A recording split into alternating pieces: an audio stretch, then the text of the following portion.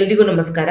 ಇವತ್ತು ನಾವು ಪರೀಕ್ಷಾ ಸಮಯದಲ್ಲಿ ವಿದ್ಯಾರ್ಥಿಗಳಿಗೆ ನಿದ್ದೆ ಎಷ್ಟು ಮುಖ್ಯ ಎನ್ನುವುದನ್ನ ತಿಳಿದುಕೊಳ್ಳೋಣ. ಯಾಕಂದ್ರೆ ಸಾಮಾನ್ಯವಾಗಿ ನಾವು ನೋಡ್ತಾ ಇರ್ತೀವಿ, ವಿದ್ಯಾರ್ಥಿಗಳು ಲೇಟ್ ನೈಟ್ ಸ್ಟಡೀಸ್ ಮಾಡ್ತಾ ಇರ್ತಾರೆ. ಅಂದ್ರೆ ರಾತ್ರಿ 2 ಗಂಟೆ, 3 ಗಂಟೆ, ಕೆಲವೊಮ್ಮೆ 4 ಗಂಟೆವರೆಗೂ ಓದ್ಕೊಂಡು ಕೂತ್ಕೊಳ್ತಾರೆ. ನಿದ್ದೆಗೆಟ್ಟು ಓದುತ್ತಾರೆ. ಇದರಿಂದ ಅವರ ಒಂದು ಮೆಮೊರಿ ಮೇಲೆ ಯಾವ ರೀತಿ ಪರಿಣಾಮ ಉಂಟಾಗುತ್ತೆ, ಅವರ ಸ್ಟಡೀಸ್ ಮೇಲೆ ಯಾವ ರೀತಿ ಇದು ಪರಿಣಾಮ ಉಂಟಾಗುತ್ತೆ, ಅಂದ್ರೆ ನಿದ್ದೆ ಮಾಡಬೇಕಾದ ಸಮಯದಲ್ಲಿ ನಿದ್ದೆ ಮಾಡದೆ ನಿದ್ದೆಗೆಟ್ಟು ಓದಿದಾಗ ಯಾವೆಲ್ಲ ಪರಿಣಾಮಗಳು, ಅಂದ್ರೆ ಅಡ್ಡ ಪರಿಣಾಮಗಳು ಉಂಟಾಗುತ್ತೆ ಅನ್ನೋದನ್ನ ಇವತ್ತಿನ ವಿಡಿಯೋದಲ್ಲಿ ನಾವು ತಿಳಿದುಕೊಳ್ಳೋಣ. ಯಾಕಂದ್ರೆ ನಾವು ಸಾಮಾನ್ಯವಾಗಿ ಹೇಳ್ತಾ ಇರ್ತೀವಿ ವಿದ್ಯಾರ್ಥಿಗಳಿಗೆ, ನಿದ್ದೆ ಮಾಡುವಂತಹ ಸಮಯದಲ್ಲಿ ನಿದ್ದೆ ಕರೆಕ್ಟಾಗಿ ಮಾಡಬೇಕು. ಅದು ಎಕ್ಸಾಮಿನೇಷನ್ ಟೈಮಲ್ಲಿ ನಿದ್ದೆಗೆಟ್ಟು ಓದಬಾರ್ದು. ಅದು ಎಕ್ಸಾಮ್ ನಾಳೆ ಇರಬೇಕಾದ್ರೆ ಇವತ್ತು ನಿದ್ದೆಗೆಟ್ಟು ಖಂಡಿತವಾಗಿ ಓದಬಾರ್ದು. ಚೆನ್ನಾಗಿ ನಿದ್ದೆ ಮಾಡಬೇಕು ಅಂತ ಅವ್ರಿಗೆ ಹೇಳ್ತಾನೆ ಇರ್ತೀವಿ. ಆದರೆ ಯಾರು ಅಷ್ಟು ಸೀರಿಯಸ್ ಆಗಿ ಇದನ್ನ ತೆಗೆದುಕೊಳ್ಳೋದಿಲ್ಲ. ಹಾಗಾಗಿ ಇವತ್ತಿನ ವಿಡಿಯೋದಲ್ಲಿ ಈ ನಿದ್ದೆ ಎಷ್ಟು ಮುಖ್ಯ ಅನ್ನೋದನ್ನ ವೈಜ್ಞಾನಿಕವಾಗಿ ನಾವು ಅರ್ಥ ಮಾಡ್ಕೊಳ್ಳೋಣ.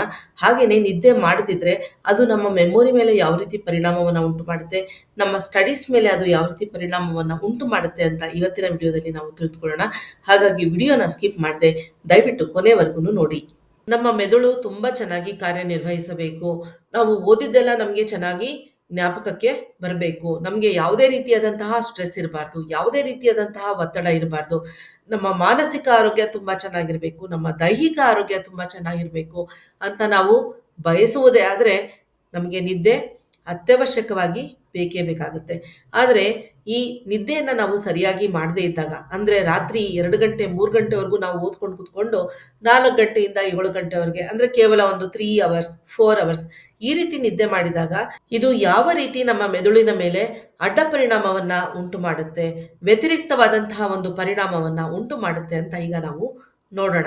ಮೊದಲನೆಯದಾಗಿ ಇದು ನಮ್ಮ ಮೆಮೊರಿ ಮೇಲೆ, ಅಂದ್ರೆ ನಮ್ಮ ಒಂದು ಜ್ಞಾಪಕ ಶಕ್ತಿಯ ಮೇಲೆ ಯಾವ ರೀತಿ ಪರಿಣಾಮವನ್ನ ಉಂಟು ಮಾಡುತ್ತೆ ಅಂತ ನೋಡೋಣ. ನೋಡಿ, ನಮ್ಮ ಬ್ರೈನ್ ಅಲ್ಲಿ ಹಿಪೋ ಕ್ಯಾಂಪಸ್ ಎನ್ನುವಂತ ಒಂದು ರೀಜನ್ ಇರುತ್ತೆ, ಒಂದು ವಲಯ ಇರುತ್ತೆ. ಇದು ಮೆಮೊರಿ ಸ್ಟೋರೇಜ್ ವಲಯ ಅಂತ ಕೂಡ ನಾವು ಹೇಳ್ಬೋದು. ಅಂದ್ರೆ ನಾವು ಯಾವ ವಿಷಯಗಳನ್ನೆಲ್ಲ ಓದಿದೀವಿ, ಯಾವ ವಿಷಯವನ್ನೆಲ್ಲ ನಾವು ತಿಳಿದುಕೊಂಡಿದ್ದೀವಿ, ಆ ವಿಷಯವೆಲ್ಲ ಸಂಗ್ರಹವಾಗುವಂತಹ ಒಂದು ರೀಜನ್ ಅಥವಾ ವಲಯ.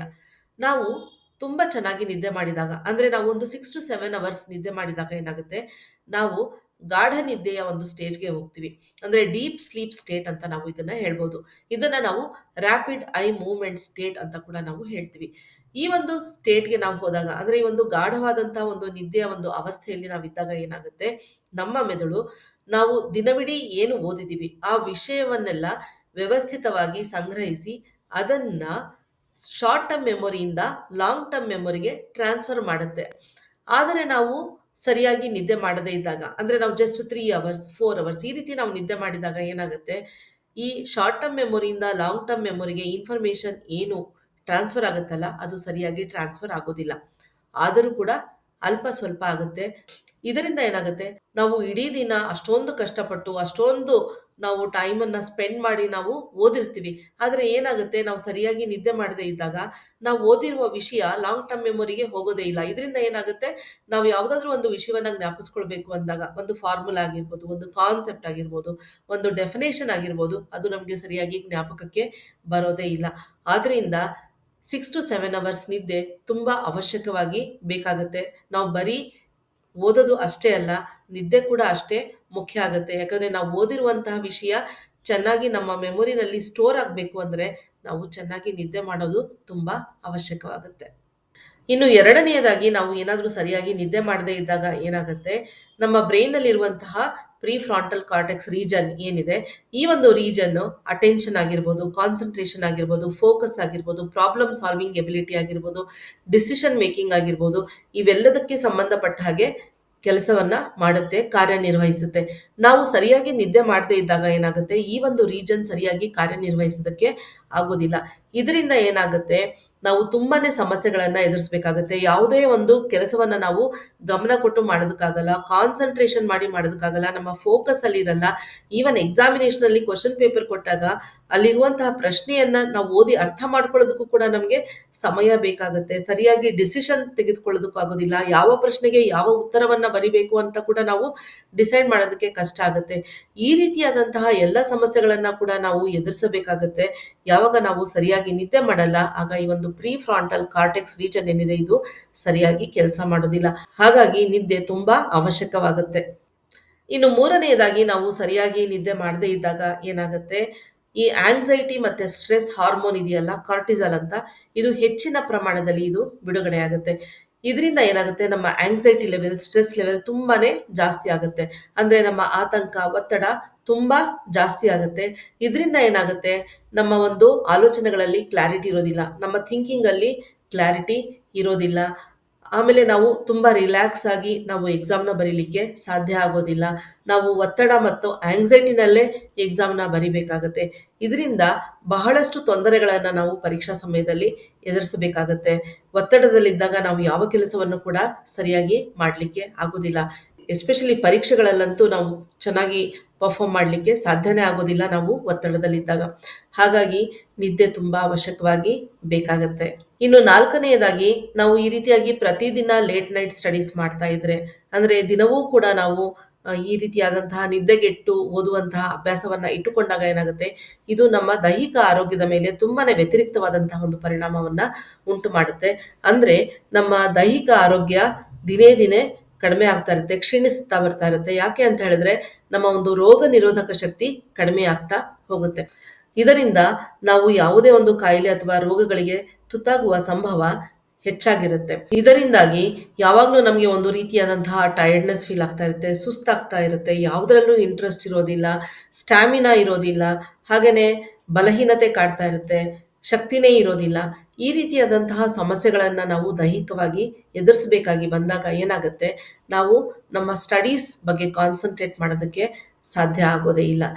ಇನ್ನು ಐದನೆಯದಾಗಿ, ನಮ್ಮ ಬ್ರೈನ್ನಲ್ಲಿ ಈ ಒಂದು ನ್ಯೂರಾನ್ ಕನೆಕ್ಷನ್ಸ್ ಅಂತ ಏನು ಹೇಳ್ತೀವಿ, ನ್ಯೂರಾನ್ ನೆಟ್ವರ್ಕಿಂಗ್ ಅಂತ ಏನು ಹೇಳ್ತೀವಿ, ಇದು ತುಂಬ ಚೆನ್ನಾಗಿ ಸ್ಟ್ರಾಂಗ್ ಆಗಿ ಡೆವಲಪ್ ಆಗೋದು ನಾವು ಚೆನ್ನಾಗಿ ನಿದ್ದೆ ಮಾಡಿದಾಗ. ಅಂದರೆ ನಾವೊಂದು 6 to 7 ಅವರ್ಸ್ ಮಲ್ಕೊಂಡಾಗ ಏನಾಗುತ್ತೆ, ನಿದ್ದೆ ಮಾಡಿದಾಗ, ಪ್ರಾಪರ್ ಆಗಿ ನಾವು ನಿದ್ದೆ ಮಾಡಿದಾಗ ಏನಾಗುತ್ತೆ, ಈ ಒಂದು ನ್ಯೂರಾನ್ ಕನೆಕ್ಷನ್ಸ್ ತುಂಬಾ ಸ್ಟ್ರಾಂಗ್ ಆಗಿರುತ್ತೆ. ಅಂದ್ರೆ ನ್ಯೂರಾನ್ ಕನೆಕ್ಷನ್ಸ್ ಅಂದ್ರೆ ಏನು, ಒಂದು ಇನ್ಫಾರ್ಮೇಶನ್ ಮತ್ತೆ ಇನ್ನೊಂದು ಇನ್ಫಾರ್ಮೇಶನ್ಗೆ ಇರುವಂತ ಒಂದು ಕನೆಕ್ಷನ್ಸ್ ತುಂಬಾ ಸ್ಟ್ರಾಂಗ್ ಆಗಿ ಇರುತ್ತೆ, ನೆಟ್ವರ್ಕಿಂಗ್ ತುಂಬಾ ಚೆನ್ನಾಗಿರುತ್ತೆ. ಈ ರೀತಿ ಇದ್ದಾಗ ನಾವು ಯಾವುದೇ ಒಂದು ವಿಷಯವನ್ನ ಚೆನ್ನಾಗಿ ವಿಶ್ಲೇಷಣೆ ಮಾಡೋದಕ್ಕಾಗತ್ತೆ, ತಾರ್ಕಿಕವಾಗಿ ಆ ಒಂದು ರೀಸನಿಂಗ್ ಕೊಡೋದಕ್ಕಾಗತ್ತೆ. ಎಸ್ಪೆಷಲಿ ಈ ಸ್ಕಿಲ್ಸ್ ನಮಗೆ ಬೇಕಾಗಿರೋದು ಮ್ಯಾಥಮೆಟಿಕ್ಸ್ ಮತ್ತೆ ಸೈನ್ಸ್ ಅಲ್ಲಿ ಈ ಒಂದು ಕೌಶಲ್ಯಗಳು ನಮಗೆ ಬೇಕಾಗತ್ತೆ.